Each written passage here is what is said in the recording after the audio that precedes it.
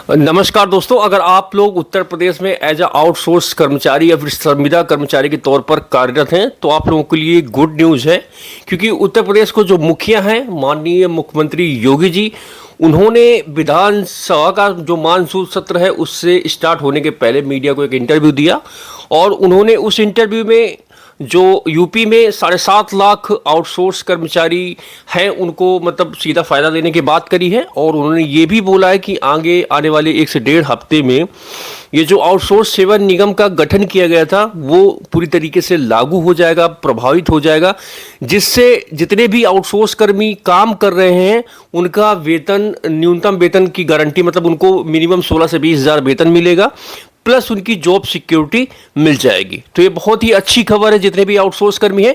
मैं video start करूं या फिर मैं आपको ये बताऊं कौन कौन से विभाग हैं जिनका वेतन बढ़ने के लिए बोला है उन्होंने? उसके पहले आप लोग ये थोड़ा एक बार वीडियो जरूर देख लें, जिससे आप लोगों को थोड़ा आइडिया जरूर लग जाएगा। हमने कैशलेस की सुविधा के साथ साथ शिक्षा मित्र और निदेशकों के मानदेय को भी बढ़ाया है और अभी उन सभी तबके के लिए भी सरकार कार्य कर रही है। चाहे आउटसोर्स कमीशन को तत्काल लागू करने की कार्रवाई मेरा मानना है कि अगले 1-1.5 सप्ताह के अंदर हम उसको लागू करके न्यूनतम मानदेय उनका सुनिश्चित करने जा रहे हैं। इस सरकार की प्रतिबद्धता का हिस्सा है। आंगनबाड़ी, आशा वर्कर, रसोईया, ग्राम चौकीदार, इन सभी के लिए भी सरकार ने उनके एक हैंडसम मानदेय उनको प्राप्त हो और उनकी सेवाएं इसी प्रकार से प्रदेश के हित को संवर्धित करने के लिए कार्य करेगी। इसके लिए हम लोगों ने सप्लीमेंट्री बजट का सहारा लिया है। तो दोस्तों, वीडियो में आपने देखा है जो मुख्यमंत्री जी उन्होंने बताया है कि हम बहुत ही जल्द ही आउटसोर्स सेवा निगम को 1-1.5 हफ्ते में लागू करने वाले हैं।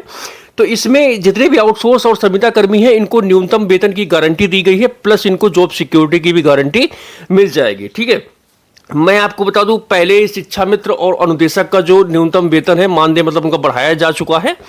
तो अब इस क्रम में अभी 7.5 लाख आउटसोर्स एम्प्लॉय का मानदेय बढ़ाएगी उत्तर प्रदेश सरकार, जिसमें मुख्यतः आंगनवाड़ी वर्कर्स हैं, आशा वर्कर्स हैं, ग्राम चौकीदार हैं और रसोइये हैं। इनको सम्मानजनक मानदेय देने की बात करी है।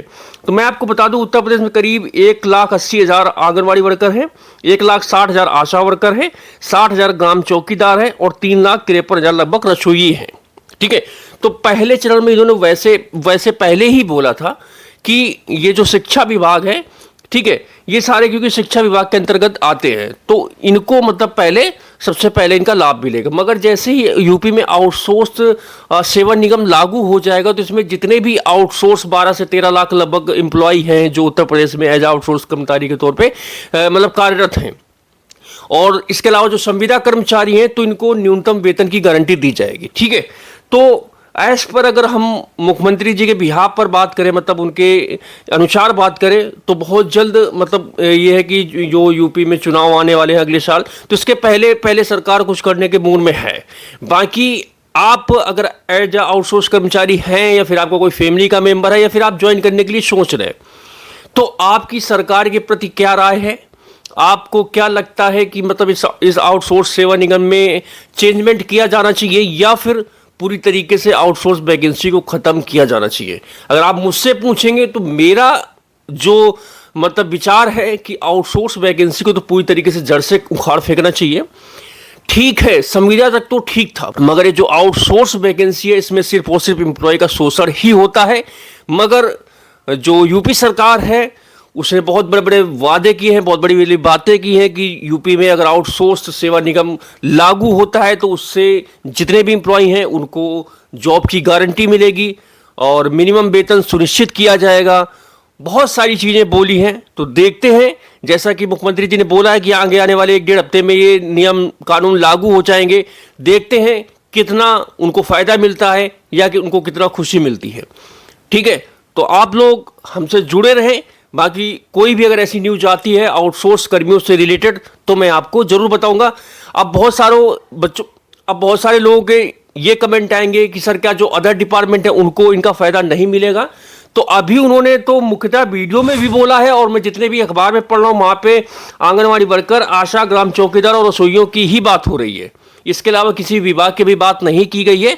मगर एज पर आउटसोर्स निगम उसमें जितने भी विभाग आएंगे सबको इसका फायदा मिलेगा।